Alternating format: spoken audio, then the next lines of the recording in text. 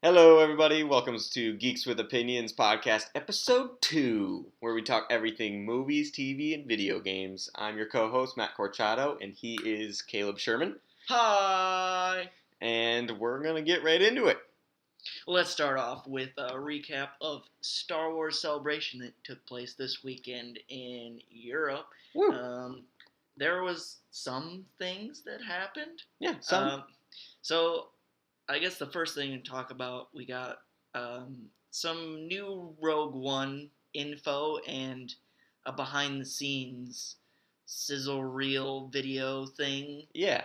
I guess going out of it, we don't know a lot more than we already knew. No. But it was cool to see some of this stuff. We got a good feeling for what the movie probably feels like or what the tone of it is going to be. All these reshoot rumors about them changing the tone, I feel like this sizzle reel definitely put those to shame a little bit because it had a darker tone even though it was just a sizzle reel. It had a war feel to it. Yeah, for sure. I mean, it was cool. I liked it. I liked it a lot. And the audience got to see a 1-minute trailer, but we didn't. But yeah. I mean, if you were online in the hours following, you may have seen the bootleg version of that, and it was in all its crappy quality, blurry shame. Yeah. But from what I could tell, that specific trailer didn't show a lot more than what the first trailer showed. Yeah, I read a description, and it basically has a new Jyn Erso track that reads over the trailer, and then has a lot of the same footage, and then, there's Vader at the end of it. Yeah, he shows up for Well, you haven't seen it? I have not seen. I'm not going to watch Vader for the first time on screen again in some blurry bootleg version. Okay. Well, I mean, it's whatever. It was about like a minute and 15 seconds, and Vader shows up for like a brief second at the end. Yeah, and you just hear him breathing, right? You hear him breathe once, and that was about it. Man, if I would have been there though to see that, I would probably poop myself a little bit. That would have been cool. I think one of the things that people were noticing in the Rogue One trailer was it's possible we may have seen Bail Organa in one of the shots.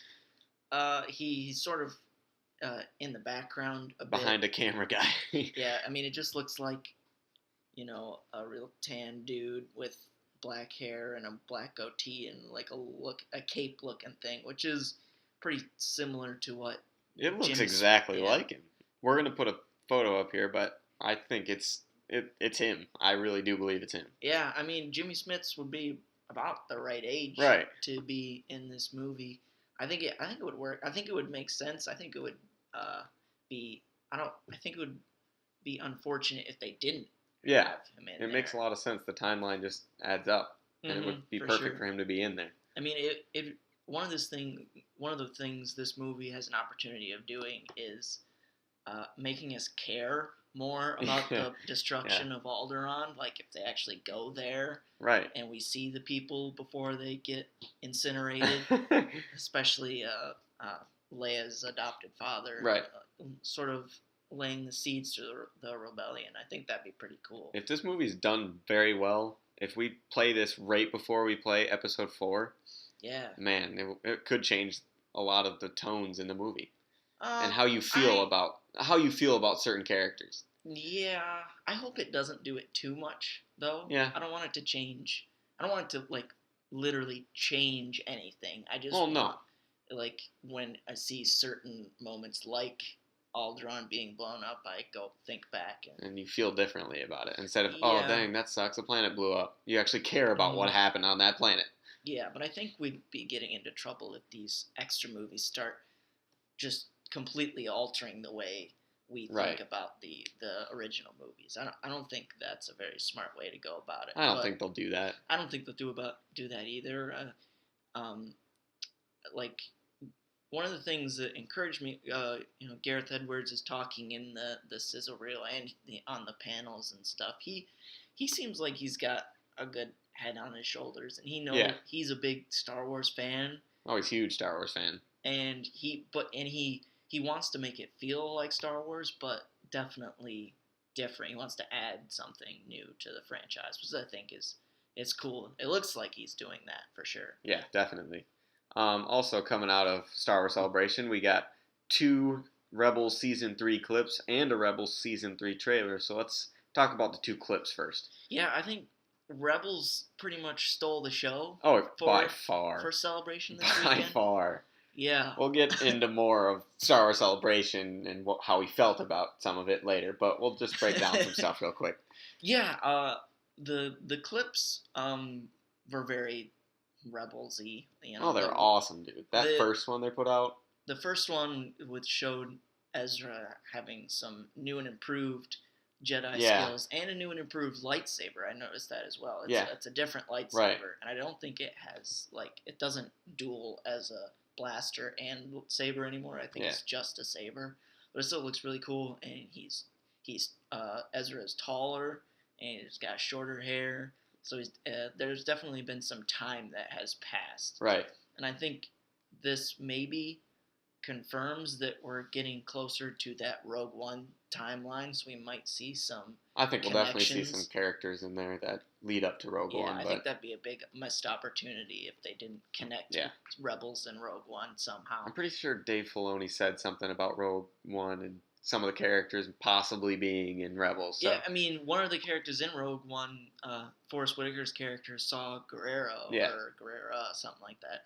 He was a character that originally appeared in Star Wars Clone Wars, and he's been mentioned in Rebels up to this point. So I can only assume that he'll come back, either voiced by Forrest Whitaker or the old voice actor that was for the Clone Wars, which it wouldn't really bother me if it was the old voice actor, because it would still pay some homage to where the character came from. But I think that character is the best chance of showing up. Oh, yeah, definitely. I mean, we could see possibly Mon Mothma showing up. That would make a lot of sense. Bail Organa, maybe. I think Mon Mothma was probably the best bet of showing up. Yeah, I think she's definitely going to show up. Probably my favorite part in this whole thing, in that first clip, was, I think it's Sabine, right? Sabine. Yeah, she said, she was asked, is that Kanan? And she's like, yeah, sometimes. Yeah. That's just basically a little nod that he could be going dark. Yeah, and we already see him in the new trailer actually dealing with this pull towards the dark. Yeah, and he's super messing with that that Sith holocron. Yeah. And then, of course, Darth Maul is sitting there playing with his mind a bit. Oh, yeah. Messing with him. So it's going to be an interesting dynamic between Kanan trying to keep him on the light side and Darth Maul trying to pull him towards the dark side. Yeah. Although it's kind of unclear what Darth Maul's trying to do, because Darth Maul isn't a Sith anymore. Right. But he's clearly knows a lot about the dark side. Is his plan to train Ezra and overthrow Sidious and Vader to take over the mantle of the Sith? Or does he just want to be something completely different? That's I think it'd be cool to see if he was trying to be something different. See something new. I mean, ever since he reappeared on the Clone Wars, he's been his character arc has been a lot about revenge. Yeah. He wanted revenge against Obi-Wan Kenobi for slicing him in half. Yeah. And he wanted revenge on Sidious for basically shunning him and getting a new apprentice and then another new apprentice. That didn't go very well. He got schooled by Sidious in Clone Wars, and his brother died. And his brother died. I mean, it'd be interesting to see. It'll be interesting to see where that dynamic goes. But the biggest reveal of this whole Rebels thing was that we got the confirmation that Grand Admiral Thrawn is gonna come out of the non-canon legends back into canon in Star Wars Rebels and a new novel. He's a character that I totally believe later in the films he will be in there. Yeah, he is that good of a villain. He was a character that was originally created a while ago, before there was even talk of an Episode 7. Mm-hmm. He originated in some novels, and then he was in comic books and other things. Basically, the thing about him is he is the only officer of the Imperial Navy that is non-human. Right. And he's just so good. He's such a good tactician that they just had to put him up there.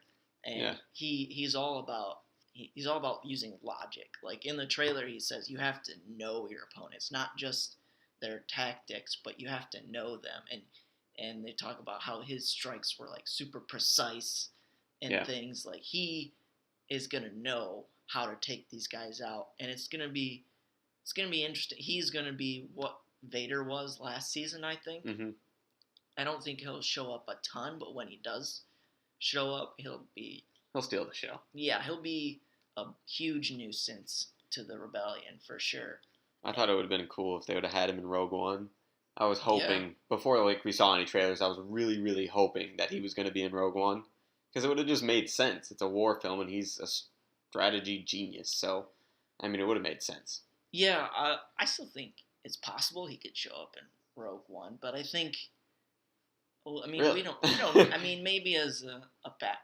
I don't know. After seeing that they confirmed him in Rebels, I just don't see it happening. I think he'll show up eventually in the movies at some point, though. Yeah, definitely. I think he's the most likely out of all of the people in Rogue One. I mean, not Rogue One, but Star Wars Rebels to show up. Yeah, his biggest... Besides maybe Ahsoka. Yeah. Eventually.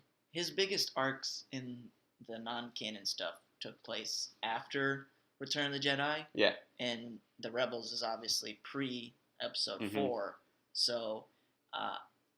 we can only assume that his character will last for a long time, because one of his arcs was after Sidious died, he took control of the remaining elements of the Empire and tried to fight the gaining rebellion. Yeah. And but I don't think they'll kill him off in Rebels so quickly. No. They're going to want to drag him out and use him a ton because he's going to be a really good villain to use. Yeah, we already know he's going to have his own novel, and the novel takes place before Star Wars Rebels. And I think he'll pop up into comics soon, and maybe the movies at some point. I think. And we're getting a novel with him now again, aren't we? A new novel? That is what I just said. I was sorry. I was reading something. I'm sorry. Way to pay attention. All right, the next thing coming out of Star Wars Celebration was not a new title or teaser, but we just find out that Episode 8 picks up right where 7 left off, which we kind of already knew. Yeah, we kind of already knew it, but it is interesting to get it confirmed. Like this is the first Star Wars movie that's going to take place immediately right after the previous one. All the others have had a decent amount of time in between the movies, and that's what the crawl is used for. Like, here's recapping what happened. So what's the crawl going to be for this one?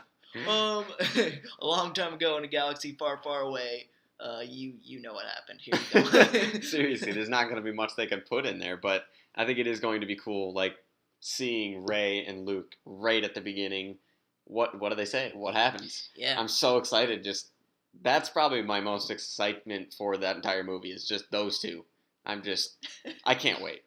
I'm going to geek out the entire time. What if it's just like, Luke's like, gosh dang it, now I had to pay the child care paychecks or whatever.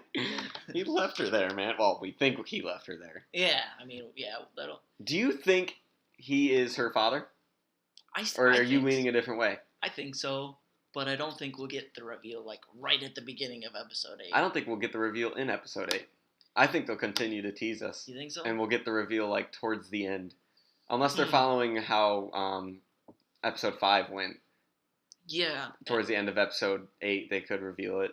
I don't know. I kind of hope they drag it on as long as possible, and I kind of hope that, I don't know, I'm torn. I don't know if I want her to be his daughter or the other way around. I don't know if I want... The other way around? I mean, you want her to be his someone else's mother? Yeah, no, I don't know if I want her to be someone else's daughter. I kind of want new characters, you know? But then again, I want another Skywalker. Yeah, but this is the Skywalker story. Yeah. Though, and the only other Skywalker that's floating around right now is Kylo. Little Ben Solo. So I personally will guarantee that we will at least see another Skywalker child, whether it's Luke's or Han and Leia's, whether it's Rey's or not. I think we will see another child at some point. Well, yeah. I mean, it is basically a given, considering this has all been about the Skywalkers the entire time. And it's going to be hard to see Kylo Ren really redeem himself after the events in Episode 7. It's impossible. He's done. He's gone. Like, even the only way I can see his arc being completed is if, he sacrifices himself at the end. I don't think like Darth Vader did. Yeah, I don't think he can turn good and then we'll just accept, he's a good guy now. No. Definitely not. He is either dying or he's staying dark the entire time. Yeah, I'd agree. All right, let's move on. We also got a Suicide Squad set visit from Collider Video and Collider News, and there was a lot coming out of this, actually. A ton of stuff from David Ayer, the director, and they got to see some more footage, didn't they? I'm not sure about that. I think they did get to see more footage, but yeah, and a lot of this stuff was pretty cool, I think, anyways.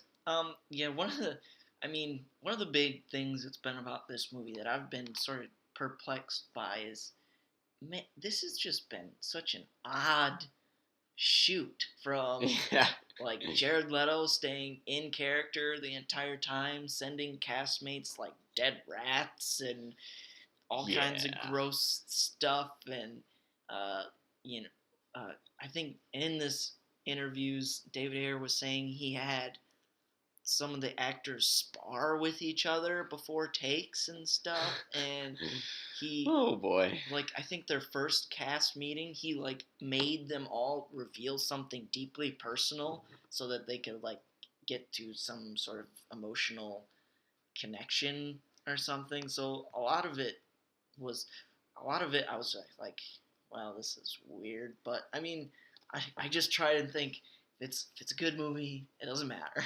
Yeah, that's where I kind of stand, because everything I've seen so far I've liked.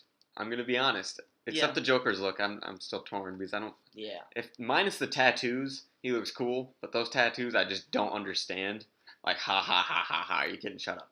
Don't put that on someone. Well, they were saying that in this set visit that a lot of the Joker's design was inspired by Mexican drug cartel leaders, so they wanted to make him a true 2016 gang leader. Right.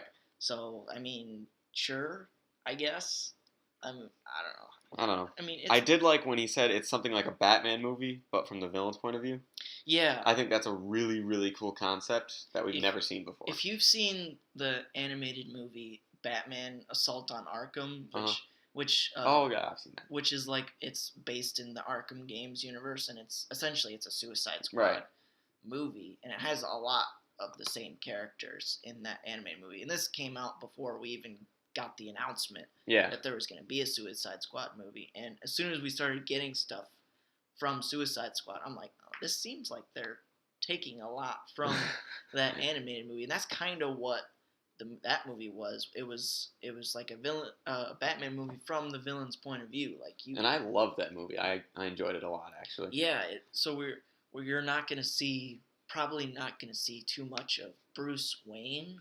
It'll be mostly just Batman coming out of nowhere, beating up some people, scaring the crap out of the villains. Yeah. A lot of the villains, they said, have connections to Batman. Apparently Deadshot Drew killed the Bat. Yeah, in his cell. On his cell, which might be a little on the nose, kind of like a lot of the other stuff in this movie. But I mean, it's cool. It's different. Speaking of Deadshot, though, Will Smith, Ayer says it's his movie. Yeah, shocking. I don't like that. Well, I don't want it to be his movie. We always wondered how did they get Will Smith into this movie? Because here's the guy. Will Smith's the guy that turned down the role in Quentin Tarantino's Django Unchained because he wanted to be the hero. No, he wanted to kill Leonardo DiCaprio's character, didn't he? It was partly that, but he didn't think Django was a big enough main character in the movie. Yeah. Oh my. I just don't. When he said that, I just thought back to exactly that moment when I read that, and I was just thinking, don't make this his movie. Yeah. You got such great characters all over the place in this movie. I mean, Deadshot's a kind of interesting character, but it pretty much starts and ends with, okay, he has a daughter, he's trying to take care of her, and he can't really see her, so he has to, and he's got a certain skill set. Yeah. And he doesn't necessarily do villainy things because he's an evil person. It's just kind of the life he was forced into. And I mean, you can do that all you want, but I don't think that's a big enough arc for him to be the main character in the movie. But yeah, we'll see, I guess, about that. I was kind of hoping Harley Quinn would be the main character, but you know. Yeah, I mean, I'm sure she'll be one of the main focal points of the film because she's such a beloved character. Yeah, she better be at least. Yeah. A couple of other interesting notes. So a lot of the main characters at the beginning of the movie are held up in like the Belle Rev prison, but specifically Joker and Harley Quinn are holed up in Arkham Asylum at the beginning of the movie. And they also mentioned that this takes place after Batman vs. Superman. So there's also another character that's in Arkham Asylum, Lex Luthor. So maybe he shows up. I hope not. I hope not as well. But, I do not want him in there. He already ruined one movie for me. Some of the interesting things about this Arkham Asylum thing is apparently Harley Quinn is considered so psychologically dangerous that she is held in a Hannibal Lecter style cell that's entirely open, and the guards are continually rotated so that she can't get too deep inside one person's mind, which That's I think awesome. is really cool because, you know, her root, she used to be a therapist that works at Arkham Asylum, so it makes sense that one of her like biggest strengths is just talking people and convincing them to do things and getting in their head. I'm excited to see that. Yeah. I cannot wait to see her do that to people. It's very dark. It's a very dark character. And another thing that was mentioned here is, so apparently Cara Delevingne's character, or that's Judy Moon / Enchantress, apparently she has a strong connection to Suicide Squad in the form of a romantic relationship with Joel Kinnaman's Rick Flag. Don't care. I don't care either. I'm sitting here and saying don't care. I wanted the love interest story to be between Harley Quinn and the Joker. Yeah. I don't care about any other love interest story at all. I think there was even, like, apparently Katana has a good relationship with Rick Flag also. And I'm just so we're going to get a love triangle? I don't know. No. I hope not. Oh man. My gosh, no. But please don't. Speaking of Katana, apparently she's not a villain per se. She sort of is aiding Rick Flag and Katana are sort of the good guys on this team. Like, they're not necessarily villains. That makes sense. But yeah, I mean the romance thing is. I do not want a love triangle. But if we get it, and that's like the only problem I have with the movie, I'll be fine. I can let that go. Yeah. I'll just be like, okay, those scenes suck. The rest of the movie's cool, but those scenes suck. One other thing about Harley Quinn was they tried a bunch of different looks for her costume, including the original like Jester's outfit, which I would have died. I love that. That would have been awesome. Like, Harley Quinn is my favorite female comic book character. Like, Marvel, DC, doesn't matter. She is my favorite, and well, she didn't originate as a comic book character. Right. She originated in Batman the Animated Series, which if you haven't seen Batman the Animated Series, what are you doing with your life? And I think, wait, you haven't seen it yet. I've seen a lot of it, but not all of it. Yeah, it is probably the best superhero show, period. Really? And it is the best interpretation of Batman that's been in any, like, besides the comics. Yeah. In TV or film, that version of Batman is my favorite. But when Harley Quinn showed up in there, she had, you know, the Jester's outfit and stuff, which might have looked a little weird on screen, but I still would have. It would have been really, really cool. I don't care how doopy it looks or whatever. I would have loved it. Yeah, they might have had to change looks of the other characters a little bit to match her bit, but Mm-hmm. I would have been completely fine with that. I don't care. The outfit that they settled on is reminiscent to a lot of how she looks now. Yeah. In comic books, and we've seen people online, saying, "Oh, it's a skimpy outfit or something like that's sexist. She's just the sexy character." But that's like part of her. She dresses like that because it's like a weapon. Yeah. She knows she can be, well, as she says it, quite vexing. Yeah. And she uses that on purpose.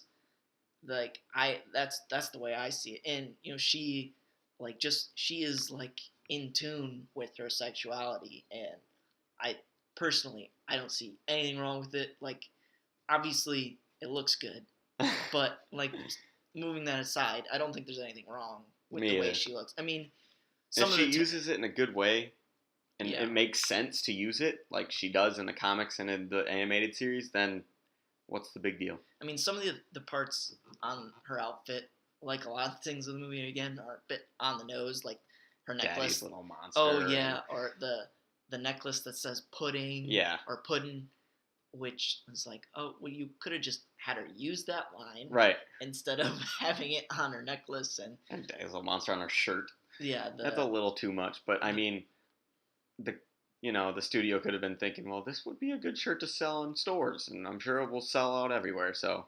Yeah, well, I mean, they're selling it at Hot Topic right now. Yeah, so I'm sure that was just a good marketing tool. One last point on this Suicide Squad thing that had me a little confused.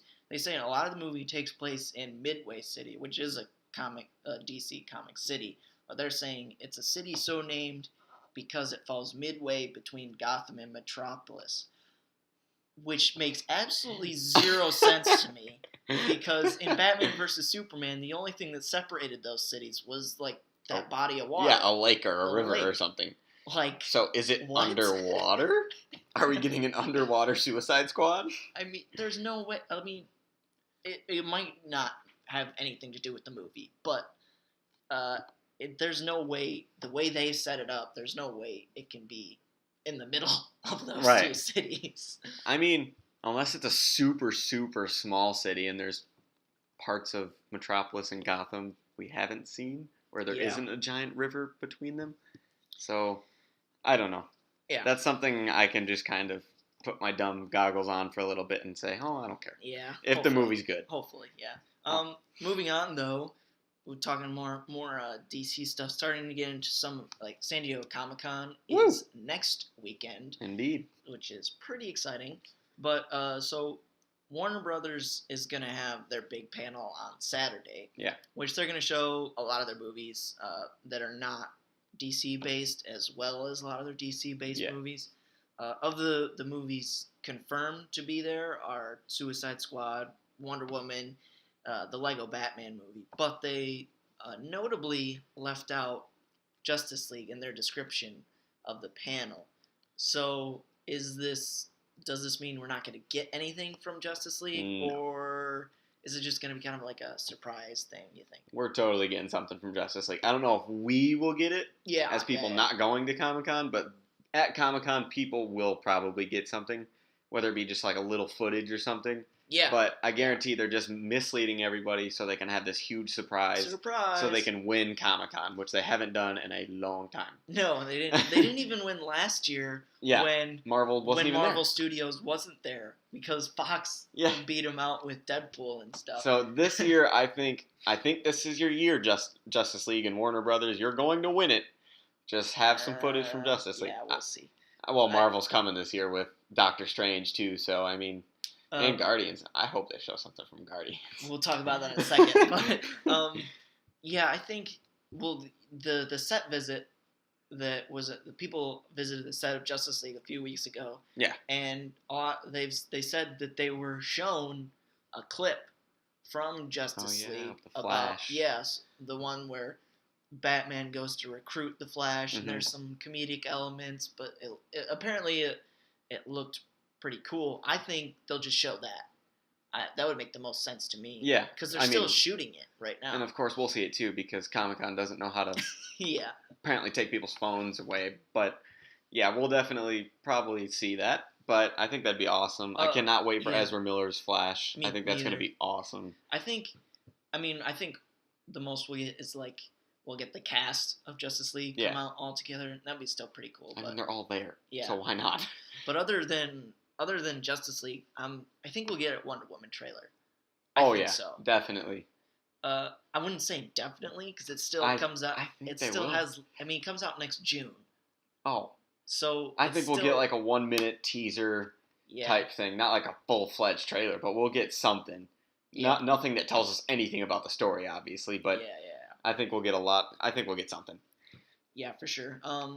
Moving on, still sticking with San Diego Comic-Con. Marvel Studios hasn't revealed exactly when their panel is going to be, but I think most of the reports that it's going to be about.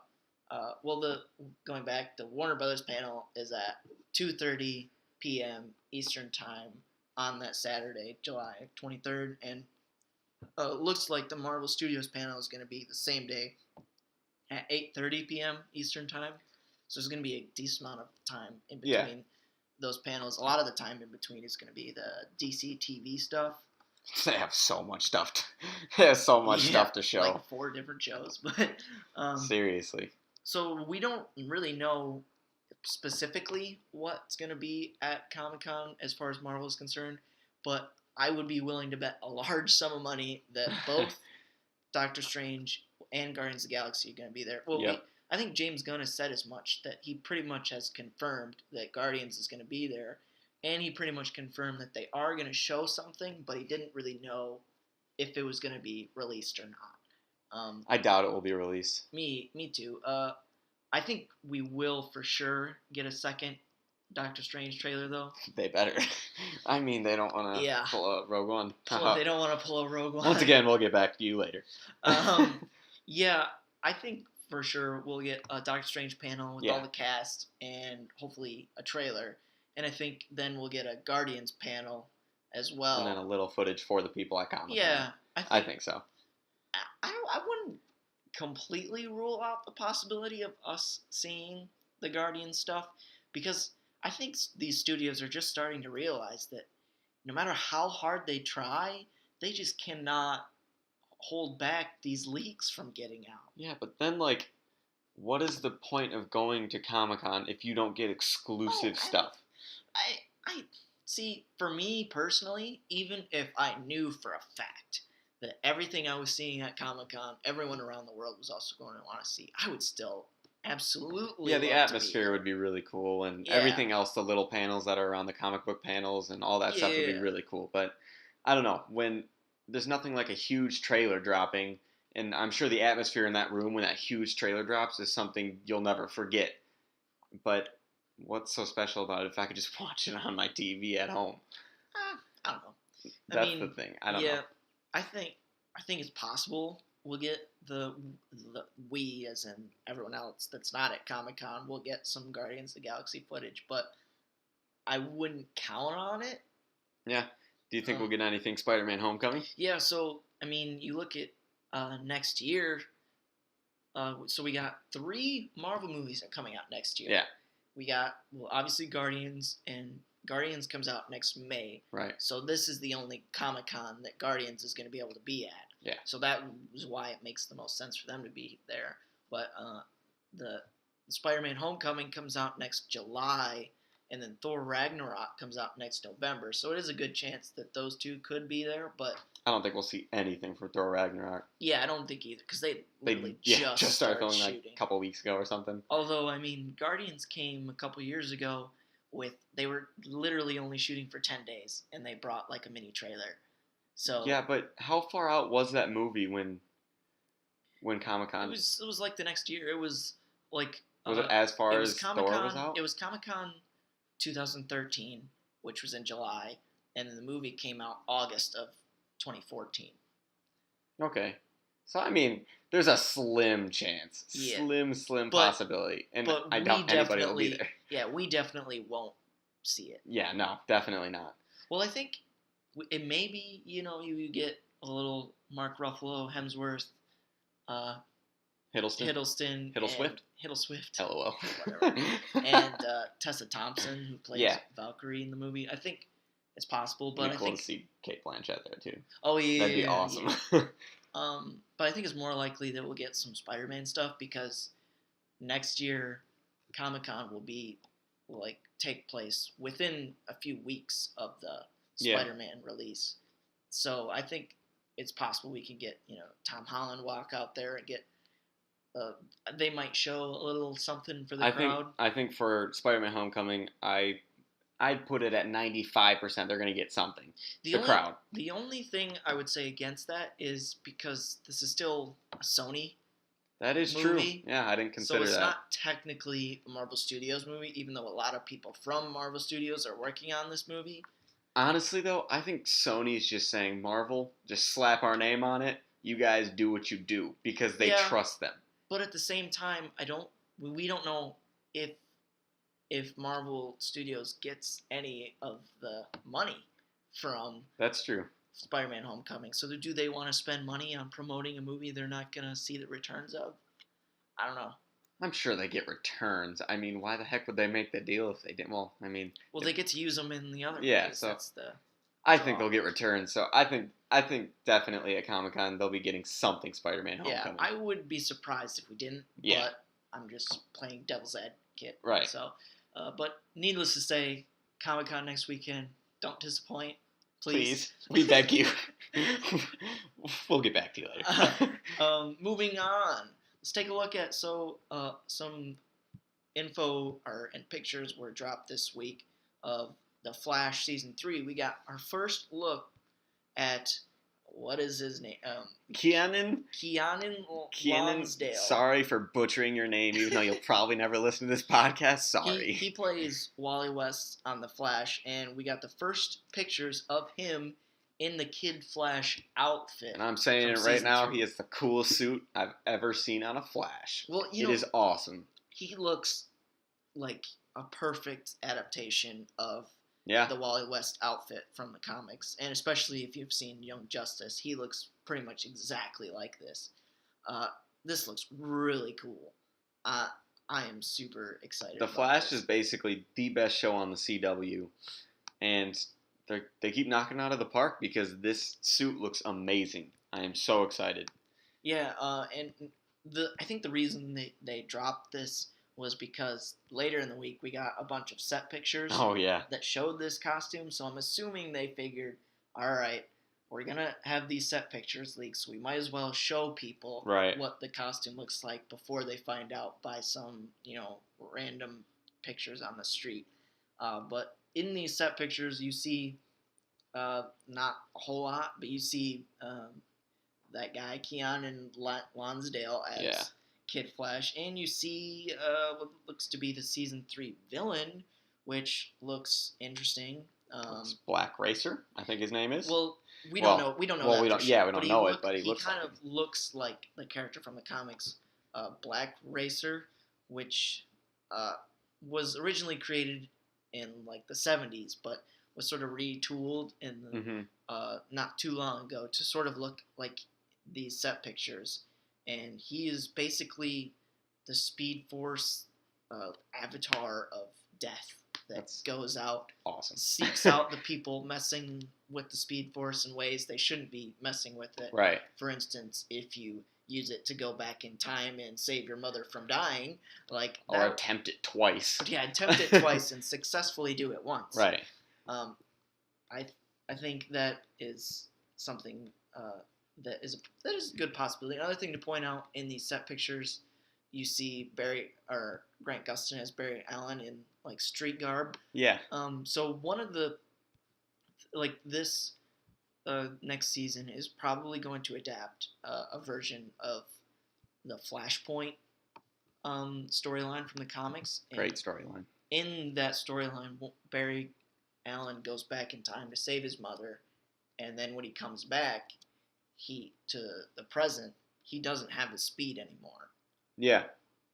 So I think that's probably where they're going to go with it, and that's probably one of the main reasons why they're having Wally become Kid Flash is so that there is a Flash to defeat this black racer guy. Black racer. race guy. Wow. Just to be clear, he's not African American. He's like this. Black race guy. That sounded bad. Yeah. We might have to cut that out.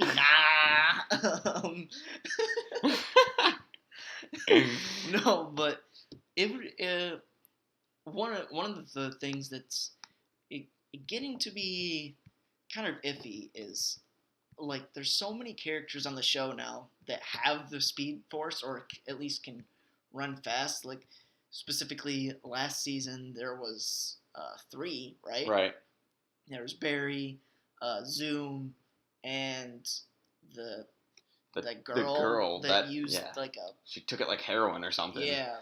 And then we've already had Reverse Flash, and now we're getting Kid Flash, and it's also possible that Wells' daughter also has the Speed Force as well, so... That'd be cool. It's kind of like, get out your Oprah means, like, you get the Speed Force, and you get the Speed Force, and you get the Speed Force. Yeah, it could take away the specialness of the Speed Force from the show, but, I mean, what are you going to do? It's still by far the best DC show on TV right now. There are certainly other villains that they could use, but I felt like Gorilla Grodd was a waste. Really? I think he looked cool, but he just, I don't know, he was kind of lame. They could have used him a lot more. Yeah. I think they probably still will, but... Eventually, maybe. Alright, so let's move on. So, we love a show called Sherlock that's on the BBC, starring Benedict Cumberbatch as Sherlock Holmes, Martin Freeman as Watson, and we got the first image of Series 4, or Season 4, whatever you want to call it. And it's Benedict Cumberbatch pointing at something, and he's got a hound next to him. Not a lot to speculate. Not really, but the dog's adorable, and I think it's going to be a cool little companion for Sherlock. Yeah, I mean, one of the thing about Sherlock is, if you don't know, it has 3 seasons so far and a one-off sort of special thing. But each of the seasons only has 3 episodes, and each of the episodes are oversized. They're like an hour and a half long, so they're like a mini movie. So these, whenever a new season comes out, it's like an event. Yeah. It's just 3 weeks in a row. You get 3 these big episodes. And the time that it takes in between seasons is excruciatingly long. Like 2 years, 3 years. But I mean, you got to think all of these actors on this show are A-listers. Well, not A-listers, but they're really high up there. They weren't really that big at the start of the series, but now, like Benedict Cumberbatch, Martin Freeman, they're both in multiple movies a year. Right. So it's hard to schedule them. And they're both in the Marvel Universe now. So they're both. Yeah.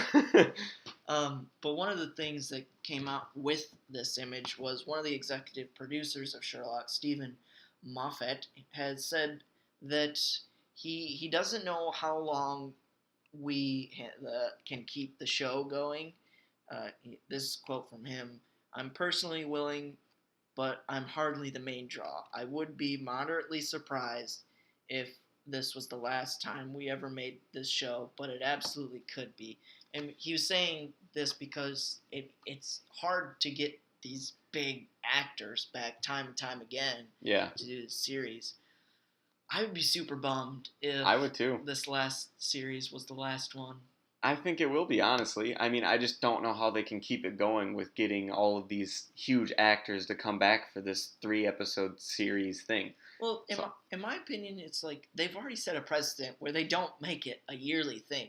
Right. So they can just be like, all right, guys, whenever you're both free in the next few years, let's get back together, record or do another season. We'll have scripts ready. We'll be ready to go. Just let us know when you're both available. We'll knock out another season. I mean, they could do that, but I don't know. I mean, they already sort of do that right now. Yeah, but that'd be fine with me as long as they don't completely end the show. Yeah, as long as they're like, Yeah, the next season is coming. It's coming. At some point. No, all I say is it's coming. We'll see. We'll see. It'll happen at some point in the next 50 years. I'm fine if they just keep it going for as long as they can. If they all want to just move on, the whole team just wants to move on, I'm fine with that too because they've given us a lot of great stuff. Yeah, Sherlock is an amazing show. If you're not probably watching in the top 5 of my favorite shows. I think apart from the special, all of the other episodes are on Netflix. So if you haven't seen Sherlock, get on it because it's amazing. Awesome. In my opinion, it's the best Sherlock Holmes franchise there is right now. Oh, definitely. Like the movie versions that have Robert Downey Jr. and there's like a TV show. I don't mind them. Elementary, right? The TV show. Oh, the TV show. I don't watch TV that show is on CBS. I don't watch that show. I've heard alright things about it, but I don't. Yeah, I don't really care. Yeah. I just prefer to stick to. I'm too spoiled Sherlock. with Sherlock we have. So that's enough with Sherlock. All right. So we do a rant of the week segment at the end of our shows sometimes, and this week was pretty obvious what the rant was gonna be. Star Wars Celebration letdown and disappointments. So let's just start with our first one. Sherman, you can rant for a little bit, and then I'll go. So, no Rogue One trailer. Go. Okay. So, in the weeks and months, I guess, leading up to Celebration, especially in the last few weeks, we've it's been a given that we get a new Rogue One trailer at this Rogue One panel.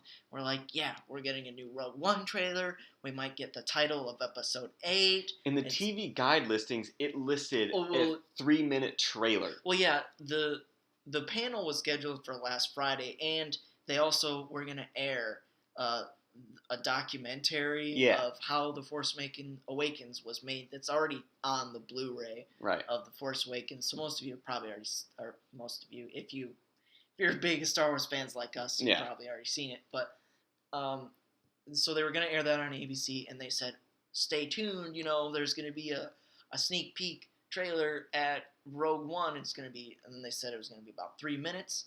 And we're like, oh, so keyword trailer though. Yeah, I think if that was the word they used was trailer. Yeah.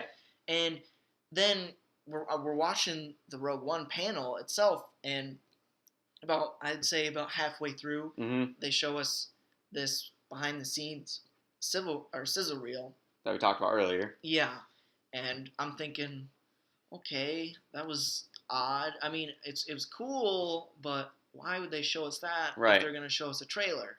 And I started to get a weary feeling like, oh no, are they not going to show us a trailer?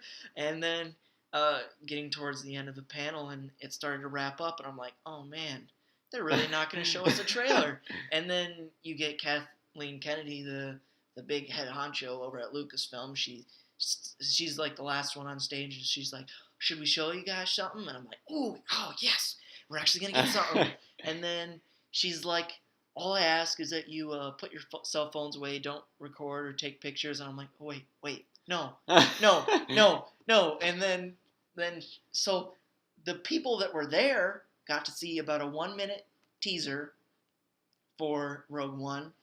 But for us at home, the live stream just cut back and played the stupid sizzle reel again. And I'm just like, what are you doing? Like, it would have been one thing if they would have came out before Celebration and been like, you guys probably shouldn't expect a new trailer. We're probably going to hold off on a new trailer for a couple of months. I would have been like, okay, I'm disappointed, but I'm still going to watch the panel, and I'm still going to be really interested in what they have to show. And then I would have been surprised when they showed us the sizzle reel and been like, oh, cool, this is sweet. But it seemed like they led us to believe that there was going to be a trailer, and then they're like, oh, JK, no trailer, haha, screw you guys. And I'm like, I might just be a little butthurt here, but I felt like taken advantage of. Yeah, this is the first time that I've ever felt like Disney really, really disappointed me. Yeah, like I feel like they tricked us. They did trick us. They just wanted us to watch the stupid live stream and that stupid special on ABC. I mean, I love you, Lucasfilm, but don't. You screwed us. Yeah, we us Star Wars fans are like some of the most passionate fans of anything in the world. Yeah. Like, we love you no matter what. Even when you make 3 not great movies, the next one you announce, we're first in line. Seriously. You know? We're going to watch your crappy films even if we don't want to. Yeah. I mean, but just, like, why? I don't understand. And well, I can tell you why. It's because they wanted us to watch that special on ABC, Yeah. and they wanted us to watch their live stream. There was like 30,000 people watching that live stream. I mean, and I was one of those suckers. It worked. Like, yeah, no, they did their job. I mean, in the grand scheme of things, it sort of makes sense, because if you look at last year, for The Force Awakens, well, the first teaser for The Force Awakens was about like a little over a year before the release in 2014. Rogue One didn't have a thing like that. The first like official trailer for The Force Awakens came out in April, and the first official trailer for Rogue One also came out in April of this year. And then fast forward last year, around this time at Comi-Con 2015, for The Force Awakens, they had a sizzle reel that had behind the scenes footage. And this fast forward to this year, July, get a behind the scenes sizzle, right. And then you look at last year again, in October was the second official trailer for The Force Awakens. So I'm thinking that we are gonna have to wait till October to see the second. Which I would have been completely fine with if they would have told us that we were getting a sizzle reel and not a trailer. Well, they didn't even have to tell us it was going to be a sizzle reel. They could have just said, don't expect a trailer. Right. Anything except the word, you're getting a trailer? Trailer? Yeah. That, they just completely screwed us. I'm butthurt. I am butthurt. And I'm going to be butthurt until I see that new trailer. Yeah. And I mean, the 1 minute one that they showed people at Star Wars Celebration, it's probably going to be longer in October if that's when we get it. So they'll make up for it, I'm sure. I mean, bottom line. And I'll get over this. Yeah, we're going to forget about this when we're in line to see Rogue One. But I feel really bummed out right now. And it wasn't only Rogue One either. No. My goodness. They pumped up the EA panel. We're going to show you the future of Star Wars video games. Let me just Did you watch it? No, I didn't watch it. I wasn't going to be another sucker who watched it because I was so mad after Rogue One. I watched it. Dude, how did you sit through that? I didn't really pay attention much. Yeah, because didn't all they announced was the new Death Star thing? Here's what happened. So they had 4 games there. Yeah. They had Star Wars Battlefront, the game that everybody reacted to with the unified meh. Yeah. And they're like, yeah, we've been listening to, players, blah, blah, blah, whatever. They didn't really say specifically what they listened to, but so they revealed the trailer for the next DLC pack, which... Who cares? Yeah, I mean, it was like the Death Star pack. It looked kind of cool, but I don't care. That was probably them saying, oh yeah, we listen to the fans. Here's your space battle. This isn't what we want in a space battle, just it's a small map inside of space. Yeah. We want open world space battles. And then they announced that the DLC after that is going to be Rogue One something, which, whatever. Who cares? I mean, remember the Force Awakens DLC that they had? I played that map twice. Oh my gosh. It was so stupid. What was even... They didn't even have, like, Force Awakens Stormtroopers or anything like that. Haven't we both deleted it off our PS4? I've deleted it off my PS4. Yeah, I have too. I mean, I deleted it because I needed room. Yeah, I needed space for another game. It was expendable. It was the expendable game. Yeah, I chose Call of Duty over that game. That's saying something. Yes, I still buy a Call of Duty, and no, I'm not buying the next one. Actually, I probably will. I hate my life. You probably will. But so the other games were, there was a mobile game, Matt. A mobile Star Wars game. Are you excited about a mobile Star Wars game? Who cares? Honestly.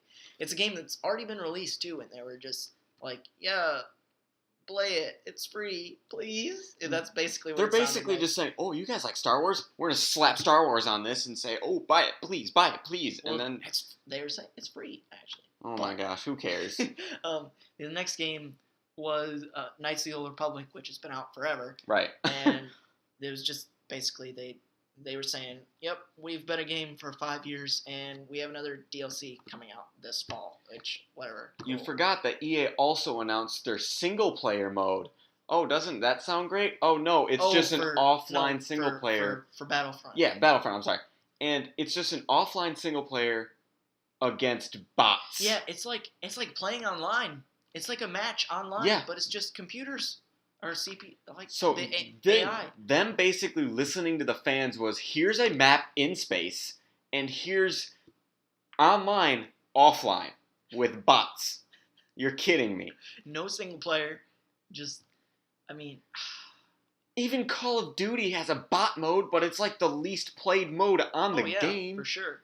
Who cares? And then, what are you doing? The last game they had there was, so the director of the game, Visceral Games, Amy Heading. Yeah. She has been, the game director of some of the previous Uncharted games, which is cool. Like, I'm excited for this game, but basically she came out on stage and was just like, "Yeah, I can't really talk about it."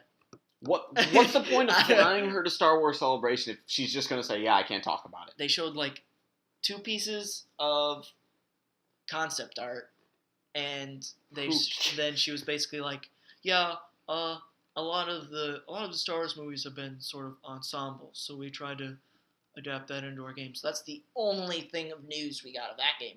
We don't know what it's about. We don't know what it's called. We know it's coming out in 2018, and that it's an RPG, and that's it. It's pretty sad that that's probably the most exciting thing coming out of the video games panel. Yeah, and it was nothing. Yeah, nothing was more exciting than all of it. Honestly.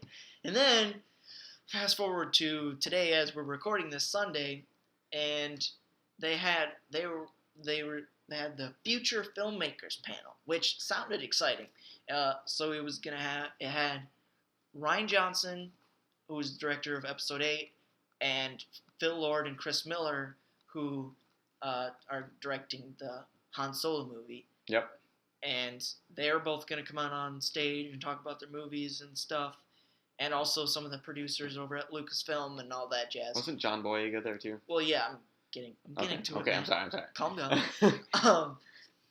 So, even after the Rogue One disappointment and, basically, the whole weekend being sort of a letdown, yeah, I'm thinking, well, maybe there'll be some interesting stuff coming out of this panel. Like, we at least thought maybe still they might reveal the title of Episode 8. That's all we asked. But, so I wake up this morning, I go to try and watch it, and I click on the live stream, yep. And it's it's the stuff that they do in between the panels, like they're just talking to random people and stuff like that. And I look on my Twitter, and people are tweeting about the Future Filmmakers panel, like the people that are there. Yeah. And I'm like, wait, so I can't watch it? They didn't even stream it. The one panel that could have made up for Rogue One, they didn't stream. So, I mean, people were actually Alden Ehrenreich came out on stage and as first time to be officially confirmed as Han Solo, which cool, I guess. Whatever, we knew that. Really, but we knew that for months, but it would have been cool to see him. Yeah. And then John Boyega came out to talk about Episode 8. And then after that, Mark Hamill and Carrie Fisher also came out to talk about Episode 8. And would have been cool to watch, even though they didn't really reveal any news apart from the fact that Episode 8 takes place right after Episode 7. They didn't really reveal any news, but we didn't even get to see it. Yeah, we didn't get to see them do nothing. That's all we ask, is we want to see you do nothing. Like, why couldn't we get that panel live streamed if there wasn't anything exclusive for the people that were there? Yeah. Do you think they'll show something at Comi-Con maybe? No. You don't think they will? No. I don't either. I think they're just going to be like, hey guys, screw you. That's what I think they're doing right now. Walk up on stage. We're not going to show anything, but you're going to still go and see all our movies. Suck it. Yeah, suck it. I'm sorry, Lucasfilm and Disney, you screwed us. You did. We watched you and you screwed us. Yes, we are still going to love your movies and watch them. We love you. We will bend over for your screwage. But, you know what? I'm a little butthurt. I am. I'm also butthurt. We are butthurt because you screwed us. I mean, there's a chance we're completely overreacting about all this. I mean, of course we are. I feel like, I feel bad because, this weekend, or the Star Wars celebration is, literally a celebration for everything Star Wars. A chance for all fans to come together and celebrate the film series, or the franchise that we all love. But we're spoiled little brats and we want more. Yeah, I mean, especially compared to last year when they revealed, like, the trailer that made every grown man weep. With Seriously. It ended with, Han Solo and Chewbacca coming into the Millennium Falcon with Chewie. We're home. Arguably my favorite trailer ever. Yeah, and I mean, we were just, I don't know, our anticipations were way too high. I think so. And I don't know if we can blame them for that. Well, we can blame them for the Rogue One anticipation, but the Episode 8 anticipation probably shouldn't have been so high. But still. I can guarantee you this. My expectations will not be as high next year. Although it does take place in April next year, so there's a good chance that we might get an Episode 8 trailer. Nope, we won't. They're going to be like, oh, there's a new trailer, guys, coming out. But nope, okay, concept art. Here's some concept art. JK, we're going to reveal it on Monday Night Football, guys, because we know you guys all watch football. Even though, I personally watch football, Same. But, I watched the game and that trailer because I wanted to. The controversy, the group of football fans and Star Wars fans don't mix often. No, not very much. But I guess it was kind of smart marketing for Disney because they own ESPN. So I'm betting they'll do the same thing this year. Obviously we're gonna see a new Rogue One trailer for Monday Night Football, and I'm gonna be like, screw you, but thank you, I love you. Exactly. We're gonna be the first people in line to see Rogue One, and we're gonna still be complaining about Star Wars Celebration, and then we're gonna be like, after the movie comes out, or after we see it, we're gonna be like, I love that movie, but I'm still mad. Bottom line, you screwed us. We'll always love you. You screwed us both. And that's our rant of the week, guys.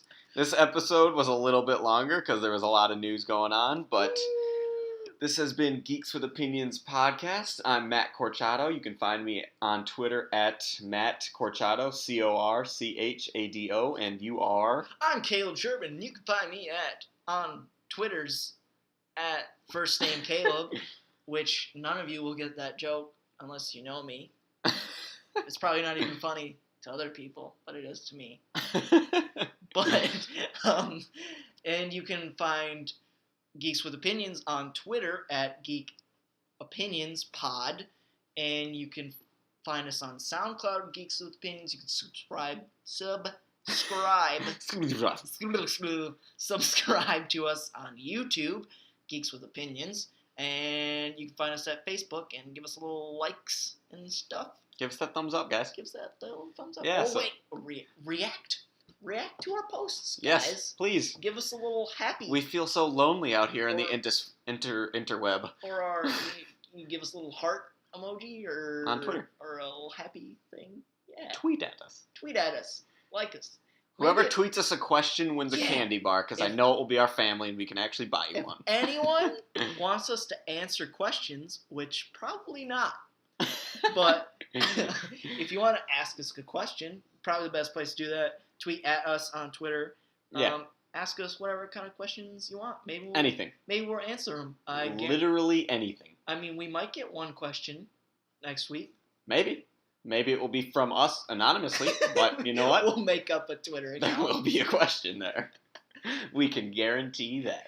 Yeah. So for us here at Geeks with Opinions Pod, adios. Well, I don't know other languages for bye. So, don't forget to wash your pinocchles. Bye, guys. Bye.